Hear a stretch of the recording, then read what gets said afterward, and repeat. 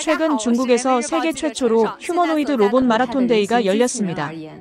이 마라톤 행사는 중국 정부의 휴머노이드 기술력에 대한 자부심과 세계 최고가 되겠다는 야심을 드러내는 자리였는데요. 그런데 마라톤이 시작되고 중국의 로봇들이 움직이자마자 모두 충격에 휩싸였습니다. 그 이유는 로봇들이 출발하자마자 중심을 잃고 쓰러지며 고작 몇 미터도 나아가지 못했기 때문입니다. 이를 본 한 MIT 공대 학생이 중국과 한국의 휴머노이드 로봇과 비교한 글이 논란이 되며 화제입니다. 과연 중국인들이 그토록 자부심을 가지고 기술력을 보여주겠다고 야심차게 열었던 로봇 마라톤 데이에서 무슨 일이 벌어졌는지 그 충격적인 사연 지금 시작합니다. 안녕하세요. 제 이름은 제임스 하워드예요.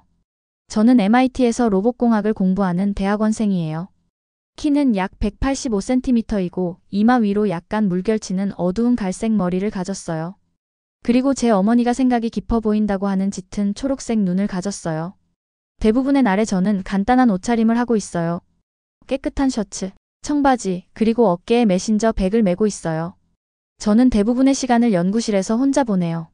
그렇게 지내는 것이 좋아요. 저는 강인한 휴머노이드 로봇 균형 제어에 관한 박사 과정을 밟고 있어요. 쉽게 말하자면 저는 로봇이 넘어지지 않고 인간처럼 걸을 수 있게 만들려고 노력하고 있어요. 이 주제는 실제로 굉장히 복잡해요. 로봇이 예측 불가능한 지형에서 안정성을 유지하려면 고급 센서 시스템, 실시간 데이터 처리, 그리고 정교한 알고리즘이 필요하거든요. MIT의 첨단 연구 환경에서 세계 최고의 기술을 연구하고 있다는 자부심이 제게는 있었죠. 오늘 아침 저는 중국 국제인공지능학회에서 발표할 슬라이드를 마무리하고 있어요. 제 연구에 대해 발표하도록 초청받았어요. 연구실은 컴퓨터의 부드러운 윙윙 소리와 제 키보드 소리 외에는 조용해요. 커다란 창문으로 들어오는 아침 햇살이 연구실을 은은하게 비추고 벽에는 세계 유수의 로봇공학 대학들의 포스터와 제 연구 다이어그램이 가득했어요. 제임스, 아직도 그 슬라이드에 파묻혀 있어? 고개를 들어보니 제 친구 리 웨이가 문 앞에 서 있었어요. 리 웨이는 중국인으로 키는 약 178cm이고 날카로운 갈색 눈과 스포츠 스타일의 검은 머리를 가졌어요. 저와 달리 그는 항상 편안한 옷을 입고 있어요. 오늘은 후드티와 트레이닝 바지를 입고 노트북 백팩을 메고 있었어요. 그는 제가 존경하면서도 동시에 지치게 하는 에너지로 방을 채우는 방식을 가지고 있어요. 리는 컴퓨터 비전 분야에서 연구하고 있는데 그의 접근 방식은 항상 실용적이고 현실 세계에 적용 가능한 것에 초점을 맞추고 있었죠. 거의 다 됐어. 저는 작업을 저장하며 대답했어요. 학회는 다음 주야. 리가 제 책상으로 와서 화면을 봤어요. 슬라이드 자료가 좋아 보이는데 나는 다른 아이디어가 있어. 베이징에 있는 동안 휴머노이드 로봇 마라톤 데이가 열리거든. 한번 가봐야 해. 저는 눈썹을 치켜 올렸어요. 로봇 마라톤? 홍보용 행사처럼 들리는데 저는 의심스러운 미소를 지었어요. 그런 행사에서 기술적으로 의미 있는 것을 보기는 어려울 것 같은데. 아마도 그렇겠지. 리가 어깨를 으쓱했어요. 하지만 내 연구에 정말 좋을 거야. 로봇들이 실험실 테스트가 아닌 실제 환경에서 어떻게 균형을 잡는지 볼 수 있는 기회가 될 거야. 중국 정부가 2027년까지 세계 최고 수준의 휴머노이드 로봇을 개발한다는 계획에 수십억 달러를 투자하고 있다고 들었어. 저는 이것을 고려해봤어요. 연구자로서 로봇들이 행동하는 것을 보는 것은 제 작업에 도움이 될 수 있어요. 하지만 뭔가가 저를 불편하게 해요. 아무리 많은 자금을 투입해도 미국의 첨단 연구기관들이 이미 확립한 기술적 우위를 단시간에 따라잡기는 어렵다고 생각했거든요. 거기에 한국 로봇들도 있을까? 저는 물었어요. 아마도. 리가 고개를 끄덕였어요. 사실 그 행사 장소 근처에 한국 현대모터스 공장이 있어. 그들의 휴머노이드 로봇은 꽤 발전되어 있어. 보스턴 다이내믹스와 협력하면서 놀라운 진전을 이루고 있다는 소문이 있어. 저는 조금 웃지 않을 수 없었어요. 한국 로봇? 에이리. 한국은 분명 기술이 있지만 미국, 일본 또는 유럽을 따라잡으려면 그건 아직 멀었어. 스마트폰이나 TV는 잘 만들지 모르지만 첨단 로봇 공학은 다른 차원의 문제야. 리는 제가 잘 읽을 수 없는 표정으로 저를 봤어요. 약간의 실망과 재미있어 하는 표정이 섞인 듯 했어요. 놀랄지도 모르겠네. 사람들은 종종 눈으로 직접 보기 전까지는 믿지 않지. 저는 컴퓨터로 돌아가서 그 생각을 무시했어요. 저는 모든 중요한 연구 논문들을 읽었고 한국 팀들은 상위 저널에 거의 등장하지 않아요. 제 마음속에서 로봇공학 세계에는 분명한 리더들이 있고 한국은 그들 중 하나가 아니에요. 로봇공학의 핵심 발전은 MIT, 스탠포드, ETH 취리히와 같은 곳에서 이루어지고 있었어요. 적어도 제 지식의 세계에서는 그랬죠. 하지만 계속 작업하면서 리의 제안이 계속 마음에 떠올랐어요. 만약 제가 보지 못한 무언가가 있다면? 만약 제 연구가 이 로봇들을 직접 봄으로써 이득을 볼 수 있다면? 게다가 저는 한 번도 중국이나 한국에 가본 적이 없었어요. 연구 여행이자 문화 탐험이 될 수도 있었죠. 1시간의 내적 갈등 후에 저는 새 탭을 열고 베이징행 항공편을 검색했어요. 학회와 마라톤 일정을 맞춰보니 가능했어요. 게다가 제 지도 교수는 국제 경험을 중요시했기에 승인을 받는 것도 어렵지 않을 것 같았어요. 3일 후 저는 태평양을 가로지르는 비행기에 타고 있었어요. 보스턴에서 베이징까지의 비행은 긴 여정이었어요. 상하이에서 경유하는 14시간이었어요. 저는 가볍게 짐을 쌌어요. 일주일분의 옷, 노트북, 그리고 제 노트. 긴 비행시간 동안 제 연구에 관한 논문 몇 편을 다시 읽으며 시간을 보냈어요. 비행기가 국제 날짜 변경선을 넘을 때 저는 노트북을 열고 로봇 마라톤 데이에 관한 기사를 검색했어요. 많은 세부 정보는 없었고 그저 중국 로봇공학의 획기적인 발전을 주장하는 홍보 자료와 국제 경쟁자들에 대한 언급만 있었어요. 중국 공영 매체들은 이 행사를 중국 기술의 새로운 이정표라고 대대적으로 홍보하고 있었고 참가 로봇 20대가 직선 코스뿐만 아니라 좌우 굴곡로와 경사로까지 완주할 예정이라고 강조했어요. 저는 제가 볼 수 있는 것에 대해 생각했어요. 로봇들이 안정적일까요? 넘어질까요? 만약 넘어진다면 어떻게 회복할까요? 이 질문들은 제 연구의 핵심이에요. 특히 다양한 지형에서의 균형 유지와 회복 능력은 제가 해결하려고 노력하는 중요한 문제였어요. 제 생각은 또한 한국 로봇에 대한 리의 코멘트로 흘러갔어요. 저는 여전히 의심을 품고 있었어요. MIT는 진정한 혁신이 일어나는 곳이에요. 우리 연구실은 최고의 자금 지원과 가장 밝은 두뇌의 연구자들을 가지고 있어요. 어떻게 더 작은 나라가 경쟁할 수 있을까요? 학술 저널에 게재된 논문의 수와 인용 횟수만 봐도 미국이 로봇공학 분야를 선도하고 있다는 것은 명백해 보였어요. 저는 착륙하기 전에 잠을 자려고 눈을 감았어요. 내일 마라톤데이 행사에서 직접 보게 될 거예요. 저는 몇 가지 흥미로운 시도를 보고 아마도 제 연구를 향상시킬 몇 가지 것들을 배우기를 기대하고 있어요. 하지만 마음 깊은 곳에서는 감명받을 일이 없을 것으로 예상하고 있어요. 특히 한국 기술에는 말이에요. 제 확신은 단단했고 눈으로 직접 보면 제 판단이 맞다는 것을 증명할 뿐이라고 생각했어요. 비행기가 베이징으로 하강하기 시작해요. 제 창 밖으로 거대한 도시가 보여요. 안개 낀 하늘 아래 건물들의 바다가 펼쳐져 있어요. 현대적인 고층 빌딩과 전통적인 건축물이 공존하는 독특한 스카이라인이 제 눈에 들어왔어요. 제 여정이 곧 시작되지만 저는 그것이 로봇, 기술, 그리고 저 자신에 대해 제가 알고 있다고 생각하는 모든 것을 어떻게 바꿀지 전혀 모르고 있어요. 제가 모르는 것은 제 가장 큰 교훈이 로봇에 관한 것이 전혀 아닐 거라는 거예요. 그것은 제 자신의 편견과 제가 얼마나 틀릴 수 있는지에 관한 것일 거예요. 때로는 책이나 논문이 아닌 직접 경험이 가장 강력한 스승이 된다는 사실을 저는 아직 깨닫지 못했어요. 베이징의 아침 공기는 보스턴과 다르게 느껴졌어요. 더 따뜻하고 더 두껍고 낯선 소리와 냄새로 가득 차 있었어요. 창문 너머로 보이는 도시의 활기, 거리의 표지판에 적힌 한자, 아파트 단지 사이로 보이는 전통 사원의 지붕. 모든 것이 제게는 새롭고 흥미로웠어요. 리 웨이와 호텔에서 만났는데 그의 얼굴은 흥분으로 밝게 빛나고 있었어요. 그는 자신의 고향에서 친구를 맞이하는 기쁨이 역력했어요. 로봇들이 달리는 걸 볼 준비됐어? 그가 백팩을 조정하며 물었어요. 그의 목소리에는 진정한 기대감이 담겨 있었어요. 저는 고개를 끄덕였어요. 내심으론 회의적이면서도 그의 열정에 맞추려고 노력했어요.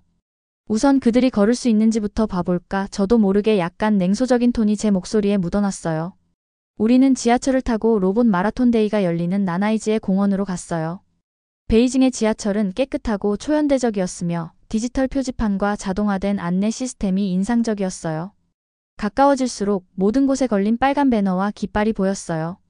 가장 큰 것에는 이렇게 쓰여 있었어요. 2025 휴머노이드 로봇 마라톤 데이, 중국 기술의 새로운 이정표. 사람들이 입구 주변에 몰려 있었어요. 어떤 사람들은 아이들과 함께 온 가족이었고 다른 사람들은 엔지니어나 학생처럼 보였으며 저는 카메라와 마이크를 든 많은 기자들을 발견했어요. 중국 국영방송국의 로고가 새겨진 중계 장비들도 눈에 띄었어요. 분위기는 과학박람회와 스포츠 행사의 혼합처럼 느껴졌어요. 어린 아이들은 로봇 모형 장난감을 손에 들고 흥분해 있었고 학부모들은 셀카를 찍기 위해 포즈를 취하고 있었어요. 중국 정부는 로봇공학에 수십억을 투자했어. 리가 우리가 공원으로 들어가는 군중에 합류하면서 설명했어요. 그들은 2027년까지 세계 선두주자가 되고 싶어해. 로봇 마라톤은 그 야망을 대중에게 보여주는 방법이야. 특히 유비테크 로보틱스, 유니트리, 클라우드 마인즈 같은 주요 기업들이 모두 참여한다고 들었어. 안으로 들어가니 공원은 로봇 쇼케이스로 변모해 있었어요. 마라톤이 열릴 중앙 트랙 주변에 다양한 회사들이 부스를 설치했어요. 각 부스는 다양한 크기와 디자인의 휴머노이드 로봇을 전시하고 있었어요. 일부는 거의 인간처럼 보이는 반면 다른 것들은 기본적인 인간 형태를 가진 기계임이 분명했어요. 로봇 중 몇몇은 트랜스포머 영화에서 본 것처럼 미래적인 디자인을 자랑했고 또 다른 것들은 여성의 얼굴을 본떠 만든 휴머노이드였어요. 저는 노트북을 꺼내어 스케치와 메모를 시작했어요. 이것이 제가 온 이유였어요. 제 연구실 밖의 로봇 기술의 현재 상태를 보기 위해서였죠. 디자인, 사용된 재료, 관절 구조, 모든 것이 제게는 연구 데이터였어요. 마라톤은 언제 시작해? 저는 리에게 물었어요. 그는 전화로 시간을 확인했어요. 약 20분 후에. 먼저 몇몇 회사 부스를 둘러볼래? 울트라 큐랑 유닛 로보틱스 부스는 꼭 봐야 해. 그들은 최신 기술을 선보인다고 하더라고. 우리는 주변을 걸으면서 전시된 로봇들을 살펴봤어요. 대부분은 가만히 서 있을 때 인상적으로 보였지만 움직이려고 할 때 문제를 발견했어요. 한 로봇은 매우 뻣뻣한 걸음을 걸었어요. 다른 로봇은 무릎을 구부릴 때 큰 갈리는 소리를 냈어요. 화중과학기술대학의 신농이라는 로봇은 외관상 정교해 보였지만 간단한 동작 시연 중에도 불안정하게 흔들리는 모습이었어요. 이것들은 겉보기에만 그럴듯해. 저는 리에게 속삭였어요. 진짜 시험은 마라톤이 될 거야. 인상적으로 보이게 할 수는 있지만 400m 트랙을 5바퀴나 돌려면 진짜 균형 제어 기술이 필요해. 마침내 큰 안내방송이 모든 사람을 메인 트랙으로 불렀어요. 우리는 출발선 근처에 명확하게 볼 수 있는 자리를 찾았어요. 10대의 휴머노이드 로봇이 줄을 섰는데 각각 다른 회사나 연구실을 대표하고 있었어요. 키와 디자인은 다양했지만 모두 인간처럼 보이고 움직이도록 만들어졌어요. 중국군의 로봇은 특히 자신감 있게 보였고 한 엔지니어가 마이크를 들고 항공 등력 시스템을 장착했다며 자랑하고 있었어요. 최소 1000명의 사람들이 측면에서 지켜봤어요. 흥분이 전기처럼 느껴졌어요. 저는 제 의심에도 불구하고 호기심에 앞으로 몸을 기울이고 있었어요. 대형 스크린들이 트랙 주변에 설치되어 있어 모든 각도에서 행사를 볼 수 있었고 아나운서의 목소리가 스피커를 통해 행사의 중요성을 강조하고 있었어요. 2025 로봇 마라톤이 이제 시작됩니다. 확성기를 통해 목소리가 발표했어요. 각 로봇은 인간의 도움 없이 이 400m 트랙을 5바퀴 완주해야 합니다. 이것은 중국 로봇공학의 미래를 보여주는 역사적인 순간입니다. 시작을 알리는 나팔이 울렸어요. 로봇들이 움직이기 시작했고 그때 재앙이 닥쳤어요. 첫 번째 로봇은 세 걸음을 걷고 큰 소리와 함께 앞으로 넘어졌어요. 부품들이 트랙 위로 흩어졌어요. 군중이 숨을 들이켰다가 긴장된 웃음이 퍼졌어요. 자랑했던 중국군의 로봇은 항공 등력 시스템에도 불구하고 출발하자마자 중심을 잃고 넘어지며 조정 담당자까지 함께 쓰러뜨렸어요. 두 번째 로봇은 약 10걸음을 걸었지만 원을 그리며 돌다가 넘어졌어요. 그 로봇의 머리가 분리되어 트랙 위를 굴러다녔고 관중들 사이에서 놀란 탄성이 나왔어요. 세 번째 로봇은 더 안정적으로 걸었지만 갑자기 걸음 중간에 멈추고 더 이상 움직이지 않았어요. 엔지니어들이 달려와 당황한 표정으로 로봇을 살펴보기 시작했어요. 트랙 주변의 대형 스크린에서는 각각의 실패를 클로즈업으로 볼 수 있었어요. 한 화면에는 중국 로봇 산업 이것이 현실입니다. 라는 자막이 표시되어 있었어요. 아이러니한 점은 이 자막이 실패의 순간들을 강조하고 있다는 것이었어요. 5분 지점에서 10대 중 7대의 로봇이 넘어지거나 고장나거나 트랙에서 벗어났어요.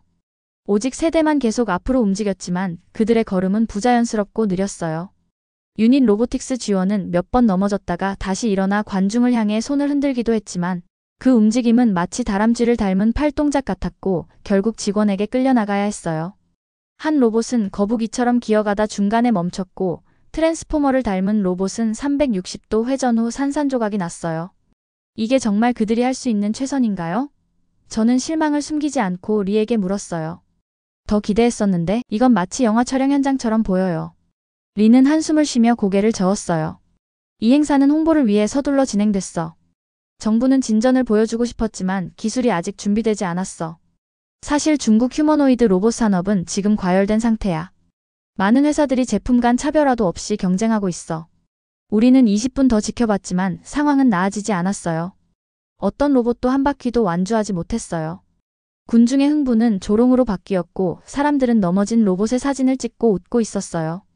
리모컨 장난감 자동차보다 못하다, 알리익스프레스 장난감 수준이라는 말들이 주변에서 들렸어요.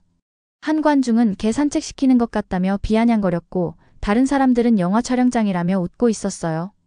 가자, 저는 마침내 말했어요. 몇몇 미국인 동료 연구자들은 놀란 표정을 지었어요. 다른 사람들은 무시하는 것 같았어요. 저는 그 표정을 알아봤어요. 며칠 전 제 얼굴에 있던 것과 똑같은 표정이었어요. 불신과 의구심이 섞인 표정이었죠.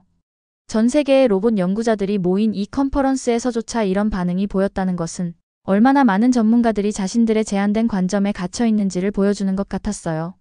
저희는 베이징의 현대모터스에 방문해 그들의 로봇을 보았어요. 공장의 기밀 보안 때문에 자세히 볼 수는 없었지만 잠깐 보더라도 중국 마라톤에서 보았던 휴머노이드 로봇과는 차원이 달랐어요. 로봇의 제작 과정을 좀 더 보고 싶었지만 저희는 아쉬움을 안고 돌아섰습니다. 한 동료가 저에게 다가와 속삭였어요. 정말로 한국의 현대모터스에서 그런 기술을 봤어? 아마 시연용으로 특별 제작된 것 아닐까? 그의 의구심 가득한 질문에 저는 고개를 저었어요. 그들은 실제 공장에서 실제 부품으로 작업하고 있었어. 시연이 아니라 일상적인 생산이야. 다음 주에 MIT로 돌아왔을 때 저는 제 책상 위에 메모를 펼치고 컴퓨터를 켰어요. 그날 밤 연구실에 늦게까지 남아 한국 로봇공학 발전에 관한 모든 것을 찾아봤어요. 영어로 된 자료가 많지 않아서 한국 연구 논문을 읽기 위해 번역 소프트웨어를 다운로드했어요. 저는 보스턴 다이내믹스와 현대모터스의 협업에 관한 비즈니스 기사들을 찾았고 놀랍게도 많은 기술적 세부사항이 이미 공개되어 있었지만 학술적 맥락에서는 거의 논의되지 않았다는 것을 알게 되었어요. 저는 한국의 로봇공학학회와 산업보고서를 파고들었어요. 그들이 어떻게 문제에 접근하는지, 어떤 혁신적인 솔루션을 개발했는지, 그리고 무엇보다 어떻게 이론을 실제로 구현했는지 탐구했어요. 그들의 로봇 균형 제어 알고리즘은 제가 연구하던 것과 비슷한 수학적 기초를 갖고 있었지만 실제 적용 방식과 최적화 접근법에서 차이가 있었어요. 그들은 실제 환경에서의 테스트를 중요시했고 이론적 완벽함보다 실용적 효율성을 우선시했어요. 어느 저녁 제 지도교수가 제 책상에 들렀어요. 제임스, 요즘 평소와 다른 시간에 일하네. 논문은 괜찮아? 저는 고개를 들었는데 눈은 피곤했지만 흥분되어 있었어요. 괜찮은 것보다 더 좋아요. 제 연구 방향을 확장하고 있어요. 제가 작업해온 그 균형 제어 알고리즘? 한국인들은 이미 그 문제들을 해결하고 그 이상으로 나아갔어요. 그들은 심지어 28개의 유압식 관절과 스테레오 비전 센서를 활용해 로봇이 넘어졌다가도 스스로 일어나는 잭인더박스 기능까지 구현했어요. 그는 약간 인상을 찌푸렸어요. 제임스, 우리는 최첨단 연구실이야. 그런 것이 의심스러운데. 학술 저널에 발표되지도 않은 기술이 그렇게 발전되었을 리가 없어. 직접 봤어요. 저는 말을 끊었고 제 확신에 둘 다 놀랐어요. 베이징의 현대모터스에서요. 그들은 실제 공장 조건에서 일하는 휴머노이드 로봇을 가지고 있어요. 울퉁불퉁한 바닥에 대처하고 무거운 물건을 운반하고 잠재적인 낙상에서 회복하는 로봇들이요. 심지어 파쿠르 코스를 통과하는 것처럼 장애물을 넘고 한쪽 무릎을 꿇거나 네 발로 기어다니는 동작까지 할 수 있어요. 제 지도교수는 회의적이면서도 호기심이 있어 보였어요. 네가 발견한 것을 보여줘. 그게 사실이라면 우리의 연구 방향도 재고해 볼 필요가 있겠군. 저는 컴퓨터 화면을 돌려 제가 수집한 정보, 번역한 논문, 그리고 현대모터스와 보스턴 다이내믹스의 협업에 관한 기사들을 보여줬어요. 그는 자료를 검토하면서 점점 더 깊은 생각에 빠져들었어요. 흥미롭군. 그가 마침내 말했어요. 이런 접근법에 대해 생각해 본 적이 없어.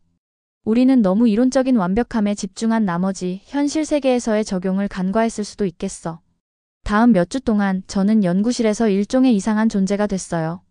세계에서 미국 로봇공학이 최고라고 항상 믿었던 진지한 학생으로요. 제임스 하워드는 이제 계속해서 한국 혁신에 대해 이야기하고 있었어요. 어떤 사람들은 들었어요. 다른 사람들은 제 뒤에서 눈을 굴렸어요. 한 동료는 그냥 관광 중에 환상적인 시연에 속은 거야라고 조롱했지만 저는 제가 본 것의 진정성을 알고 있었어요. 저는 연구실 미팅에서 한국 로봇공학의 접근 방식에 관한 프레젠테이션을 준비했어요.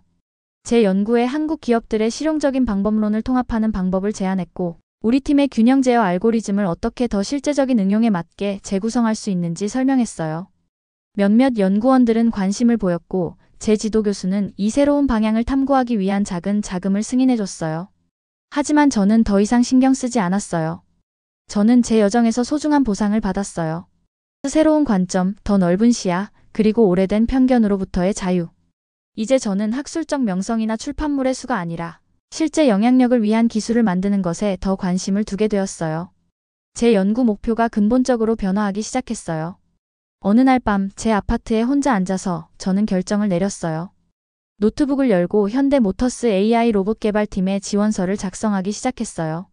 제 이름은 제임스 하워드이고 MIT 박사과정 후보생입니다. 한국 기술과의 첫 만남은 편견으로 시작했습니다. 저는 한국이 로봇 혁신에서 뒤처져 있다고 무시했습니다. 하지만 베이징의 현대모터스 공장을 방문했을 때 제 눈은 새로운 현실에 열렸습니다. 귀사의 시설에서 저는 단순한 기술적 쇼케이스가 아닌 사람들을 돕기 위해 설계된 실용적인 도구인 로봇들을 봤습니다. 효율성을 향상시키면서 근로자 안전을 보호하는 기술을 봤습니다. 제가 구축하고 싶은 미래를 봤습니다. 제 연구는 휴머노이드 로봇 균형 제어에 초점을 맞추고 있지만 이제 제 관점이 제한적이었다는 것을 인식합니다.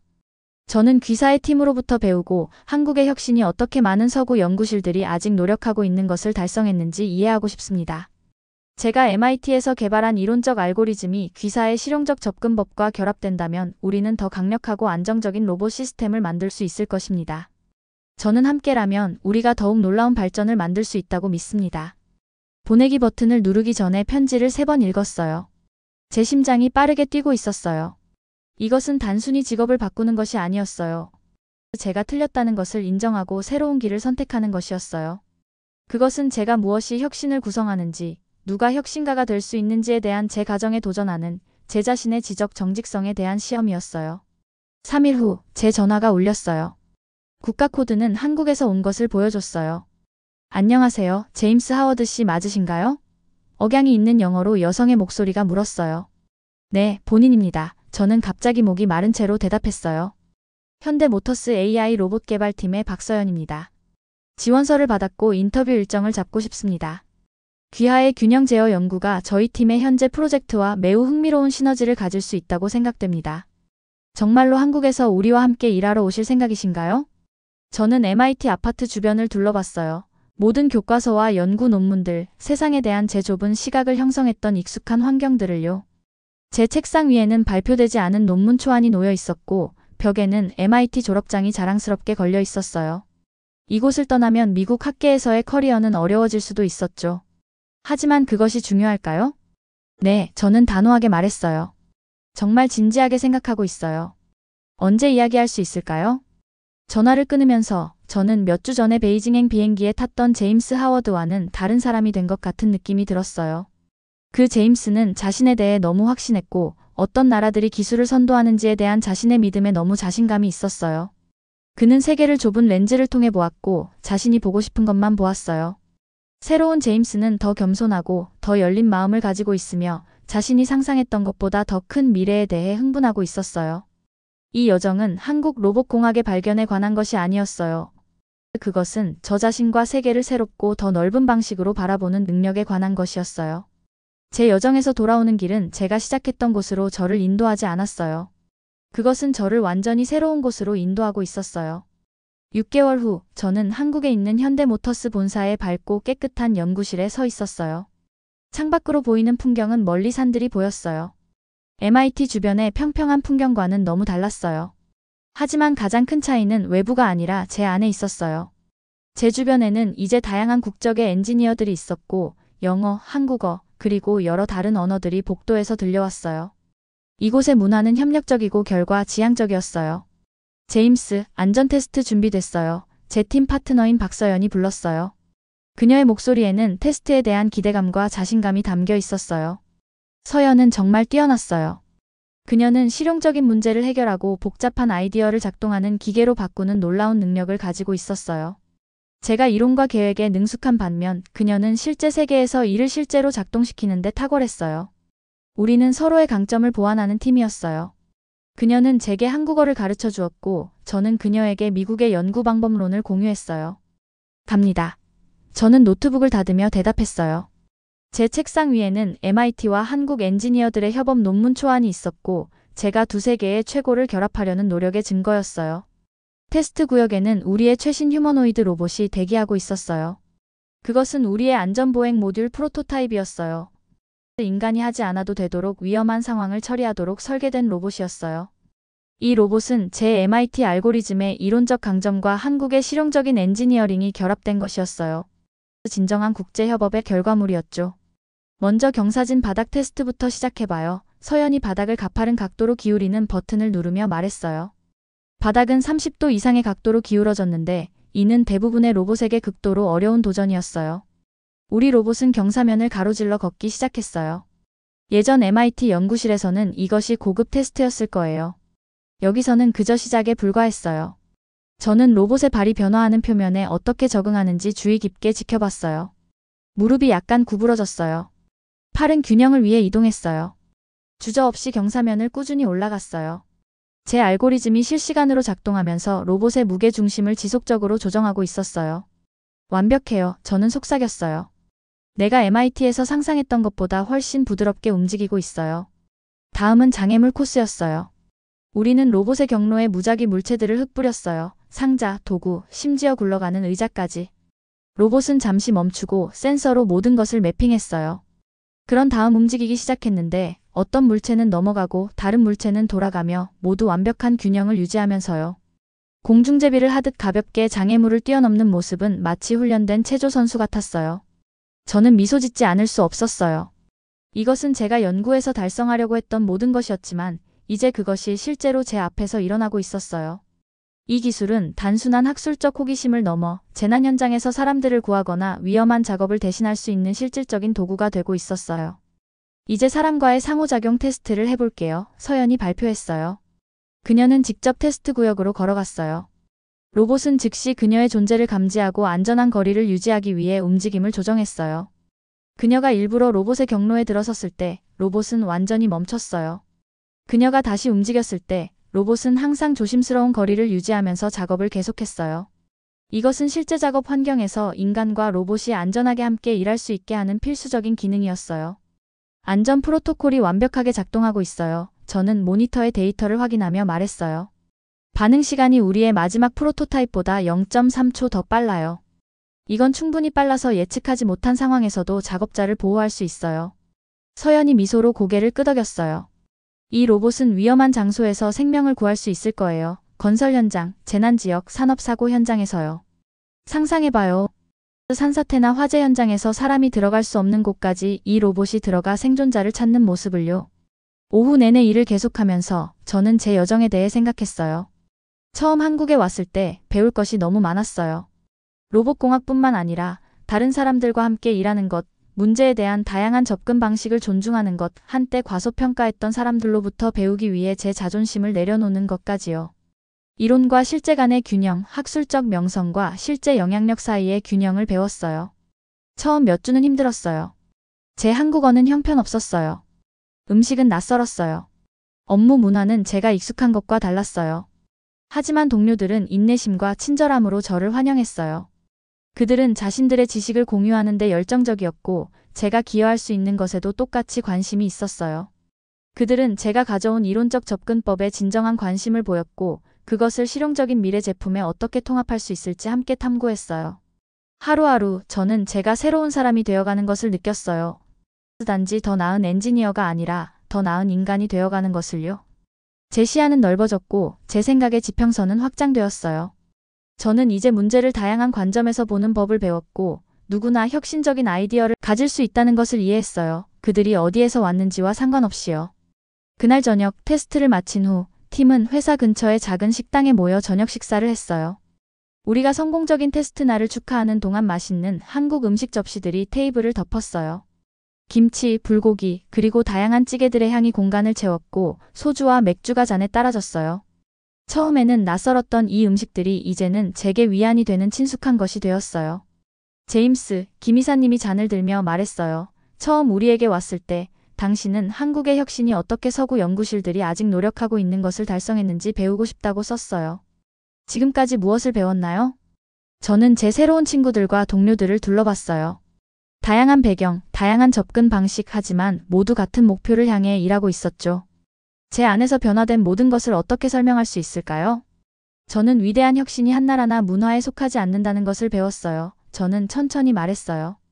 때로는 최고의 기술이 우리가 할 수 있는 것을 자랑하는 것이 아니라 사람들이 필요로 하는 것에 집중하는 것이라는 것을 배웠어요. 그리고 가장 중요한 것은 우리가 서로의 관점을 존중하고 다양한 접근 방식의 가치를 인정할 때 진정한 혁신이 일어난다는 것을 배웠어요. 계속하기 전에 음료를 한 모금 마셨어요. MIT에서 우리는 다른 엔지니어들에게 인상을 주기 위해 로봇을 만들고 있었어요. 여기서는 우리는 사람들이 더 안전하고 더 나은 삶을 살 수 있도록 돕는 로봇을 만들고 있어요. 그것이 가장 큰 차이예요. 그리고 이것이 제가 한국에 온 진정한 이유라고 생각해요. 로봇이 단순한 연구 대상이 아니라 삶을 개선하는 도구가 될 수 있다는 것을 배우기 위해서요. 김 이사님이 고개를 끄덕였어요. 그리고 이 지식으로 무엇을 하실 건가요? 저는 이 질문에 대해 신중하게 생각했어요. 다리를 놓고 싶어요. 저는 마침내 말했어요. 미국 연구와 한국 혁신 사이에, 그리고 이론적 발전과 실용적 응용 사이에요. 저는 단지 우리가 얼마나 똑똑한지 보여주는 기술이 아니라 인류에 봉사하는 기술을 만드는 데 도움이 되고 싶어요. 그것이 제가 처음 로봇공학에 빠진 이유였고, 이제 다시 그 원래의 열정을 찾은 것 같아요. 그날 밤 늦게 저는 제 아파트 발코니에 서서 도시의 불빛을 바라봤어요.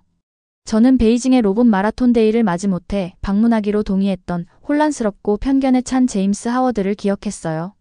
그의 생각이 얼마나 제한적이었는지, 로봇공학에서 어떤 나라가 중요한지 이미 알고 있다고 얼마나 확신했는지, 세계적인 혁신이 어디에서 오는지에 대한 그의 지도에서 한국은 거의 보이지 않는 작은 점에 불과했죠. 한국의 밤하늘을 바라보면서 저는 그 마라톤 행사 자체에 대해 생각했어요. 중국 로봇들이 참담하게 실패한 그 행사가 아니었다면 저는 아마 결코 현대모터스 공장을 방문하지 않았을 거예요. 그 실패한 로봇들이 아니었다면 저는 아마 저의 편협한 세계관 속에 계속 갇혀 있었을 거예요.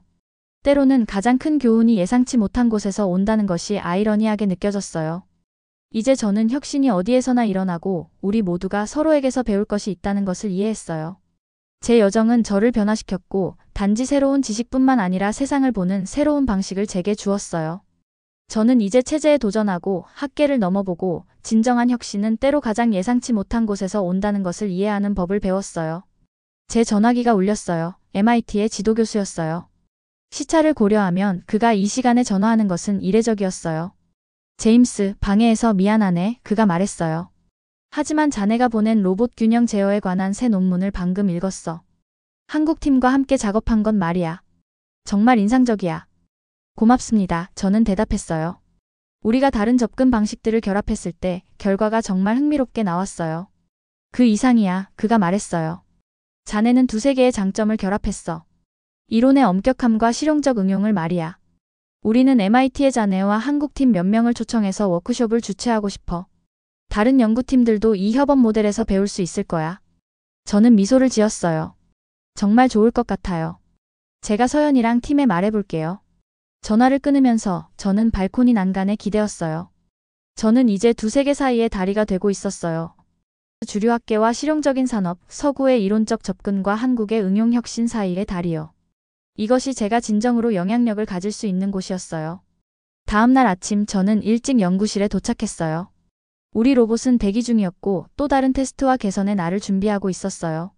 곧 그것은 위험한 상황에서 실제 사람들을 도와 그들의 삶을 더 안전하게 만들 것이에요. 아마도 붕괴된 건물에서 생존자를 찾거나 위험한 화학물질 유출을 정화하거나 또는 단순히 공장에서 근로자들의 부담을 덜어줄 거예요. 특히 보스턴 다이내믹스와 현대차의 협업으로 탄생한 최신 휴머노이드 모델을 보면서 저는 인간과 거의 구분이 안 될 정도로 자연스러운 움직임에 감탄했어요. 한쪽 무릎을 꿇거나 네 발로 기어다니는 동작부터 복잡한 장애물을 헤쳐나가는 민첩성까지 이 로봇들은 실험실의 이론을 넘어 실제 환경에서 진정한 도움을 줄 준비가 되어 있었죠. 우리 시스템을 켜고 로봇의 균형 모듈을 확인하면서 저는 깊은 목적 의식을 느꼈어요. 이것이 제가 엔지니어가 된 이유였어요. 제 지능을 자랑하거나 다른 사람들과 경쟁하기 위해서가 아니라 세상을 더 나아지게 만드는 무언가를 창조하기 위해서였어요. 로봇이 중풍에 걸린 듯 움직이는 웃음거리가 아니라 인간의 삶을 개선하는 도구가 되는 것을 보는 것이 진정한 성공이었어요. 서연이 연구실에 들어왔어요. 그녀의 손에는 2개의 커피가 들려 있었어요. 늦은 밤에 좋은 아이디어가 생각났어요. 그녀가 저에게 커피를 건네며 말했어요. 재난 구조 로봇에 우리의 균형 알고리즘을 적용하는 것에 대해 어떻게 생각해요? 그들이 지진이나 산사태 현장에서 더 효과적으로 움직일 수 있을 거예요. 저는 고개를 끄덕였어요. 이미 머릿속에서 가능성을 탐색하고 있었어요. 좋은 생각이에요. 군중 소리에 반응하도록 음향 센서를 추가하고 화재 상황을 위한 열 센서도 포함시킬 수 있을 거예요. 우리는 MIT의 몇몇 동료들과도 협력할 수 있어요. 그들은 이런 극한 환경에서의 내구성에 관한 훌륭한 연구를 하고 있거든요. 이번 주말에 기본 개념을 스케치해 볼래요? 서연이 제안했어요. 다음 주 재난 대응 컨퍼런스가 있는데 우리 아이디어를 발표할 수 있을 거예요. 제 전화기에서 리 웨이의 메시지가 울렸어요. 한국에서는 어때? 내 생각이 맞았지? 저는 미소를 지으며 서연에게 프로젝트 아이디어에 대해 계속 이야기하면서 답장을 썼어요. 정말 놀라워. 내가 놓치고 있던 것을 볼 수 있게 도와줘서 고마워. 로봇이 걷기만 하는 것이 아니라 삶을 변화시키는 것을 보고 있어. 그런 다음 저는 전화기를 내려놓고 서연과 함께 일을 시작했어요. 저를 여기까지 데려온 여정에 감사하며 앞으로의 길에 대해 흥분했어요. 한때 저는 세계를 편협한 시각으로 보았지만 이제 모든 것이 가능한 무한한 가능성을 보게 되었어요. 중국 마라톤에서 넘어지고 쓰러진 로봇들이 웃음거리가 되었던 그날, 저는 제 자신의 한계를 넘어서는 여정을 시작했어요. 그리고 서울의 아침 햇살이 연구실을 비추는 지금, 저는 제가 가장 귀중한 교훈을 배웠다는 것을 알아요. 진정한 혁신은 열린 마음과 함께 시작된다는 것을요. 저는 컴퓨터 화면을 바라보며 미소 지었어요. 화면에는 우리의 다음 프로젝트, 세계 재난 대응팀을 위한 다기능 구조 로봇이라는 제목이 떠 있었어요. 이 기술은 국경과 문화를 초월할 것이고 모든 사람들의 삶을 개선할 것이에요. 그리고 그것이 바로 제가 항상 원했던 것이었죠.